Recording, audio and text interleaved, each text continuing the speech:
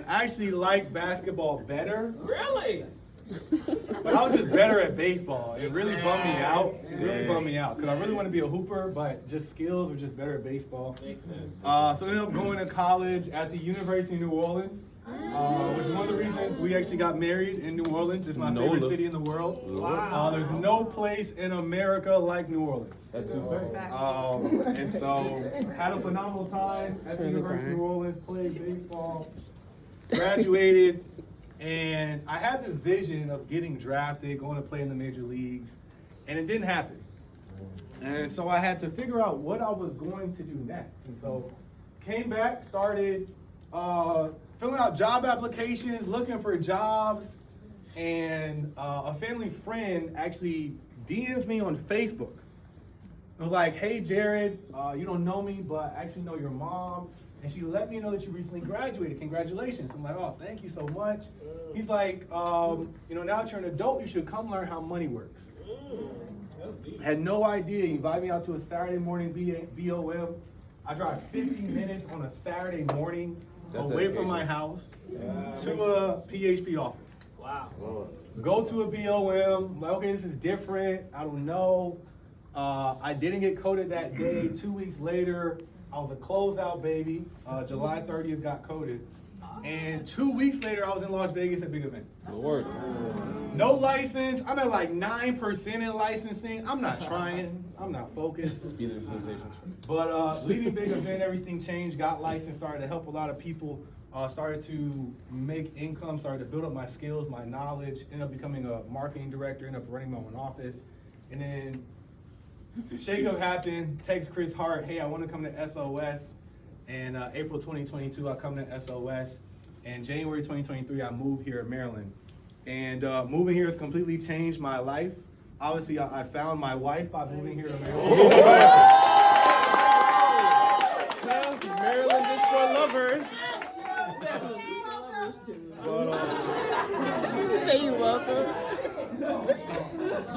Good point. Interesting, but also I found family here. I found community here, and we're growing, we're developing, we're building a business. But I want to talk a little bit about what challenges and what things we go through as entrepreneurs. Anybody have challenges that they go through every day? Every day. Every single day. Had one 10 minutes ago.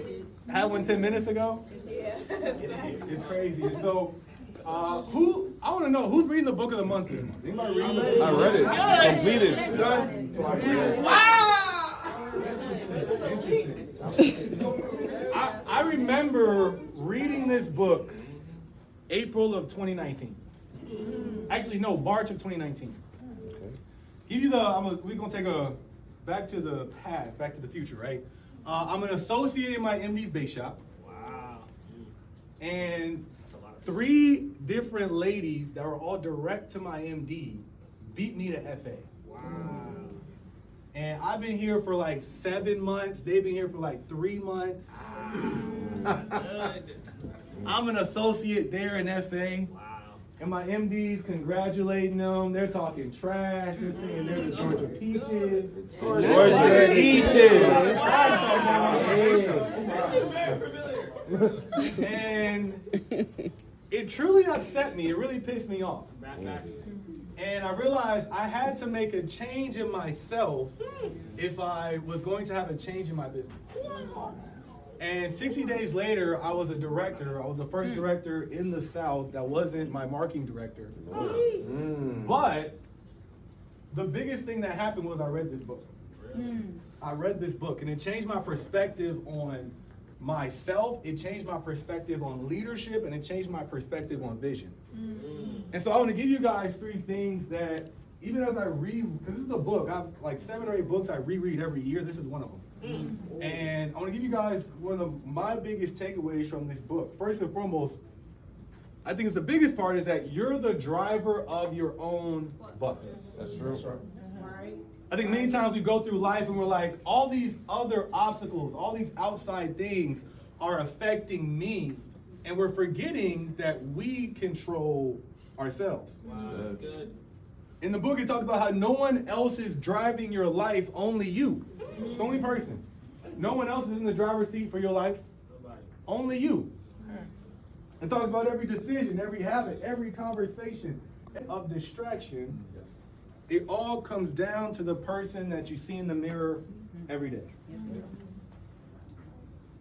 Now, like I said earlier, a lot of us, we give that control away to others. We give that control to our challenges. We give that control to our enemies. We give that control to our parents. We give that control to our coworkers. We give our control to our kids. We give our control to all the other things that happen in life. We don't give it to ourselves. Because most become imprisoned to their bad habits, become imprisoned to their past mistakes, become imprisoned to their paycheck, and imprisoned to their responsibilities. And so being the driver, it means owning your results and your setbacks. Nobody in this room is perfect. But that doesn't mean we can't strive to be better.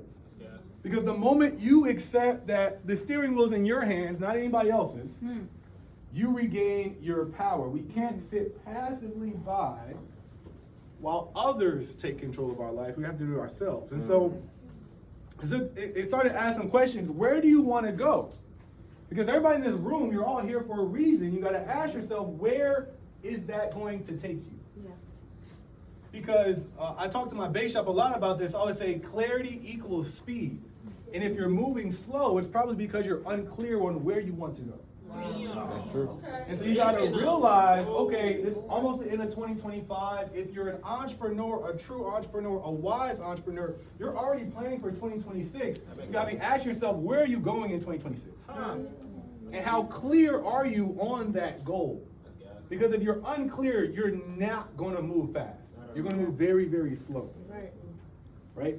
The second thing it talks about that I really love, desire, vision, and focus move your bus. Because